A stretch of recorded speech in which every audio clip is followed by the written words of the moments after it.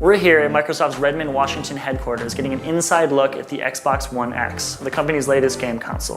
Microsoft invited us here mainly to offer an inside look at how they designed the most powerful piece of console hardware ever made. But at a higher level, the company is also eager to answer a more important question: why? They want to help explain why they made a 4K game console just 4 years after the launch of the original Xbox One, and at a time when not everyone has a 4K TV. First, let's start with the actual components that push that power bump, namely the Scorpio engine.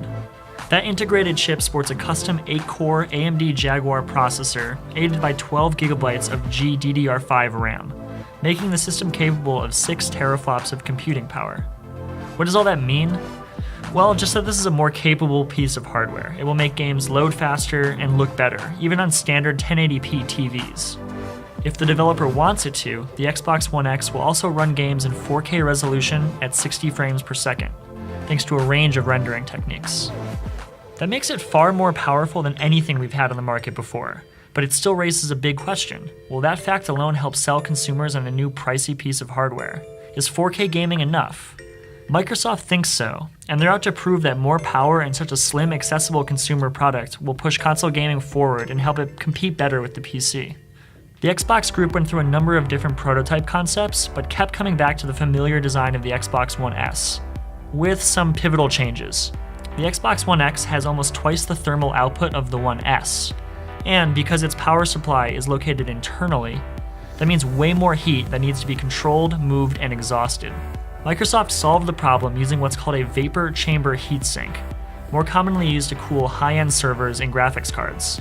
To make sure they could still get all that air out of the box, Microsoft had to miniaturize the venting pattern used on the Xbox One S. They ended up creating a super thin sheet of metal with the right amount of tiny perforations to let heat escape through the sides. And for color, Microsoft says it wanted to differentiate the Xbox One X from last year's less powerful One S, so it created a custom matte black finish it calls Infinite Black.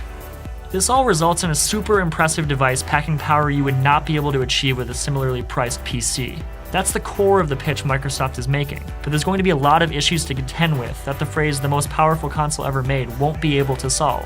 Microsoft is still playing a massive game of catch-up with Sony, whose PlayStation 4 has been outselling the Xbox almost 2-to-1 for years.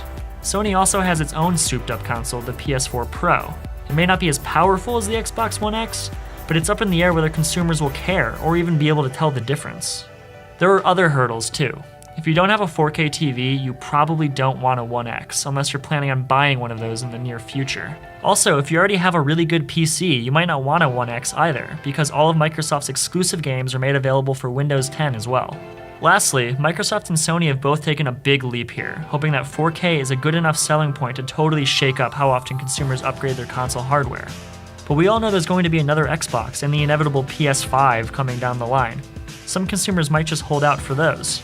This all creates a predicament where it's not totally clear who the Xbox One X is really for. Microsoft is banking on there being an enthusiast console consumer out there who wants the best of the best and is willing to pay for it, even if they already have a PC or even if they don't have a 4K TV just yet. But it's unclear how big that market is right now. Microsoft has one big advantage here. Unlike Sony, the company has invested heavily in backwards compatibility, meaning its newer hardware can play old software. That could be the secret to how these faster console upgrade cycles make sense in the future.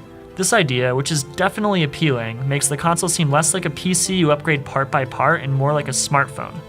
Whether 4K is the right benchmark that can make that happen, or if the Xbox One X will help Microsoft catch up to Sony, still largely depends on whether there are good games to play that take advantage of all that new horsepower. Microsoft says it has more than 130 titles and counting that will do so starting November 7th, when the console ships for $499. And one thing is totally certain: the most powerful game console ever made is only going to be as good as the games it can play. With that, Microsoft still has a lot of work to do, both with third-party developers and internally. For now, it's asking customers to buy into its vision and to come along for the uncertain ride, one that just might pay off in a really big way.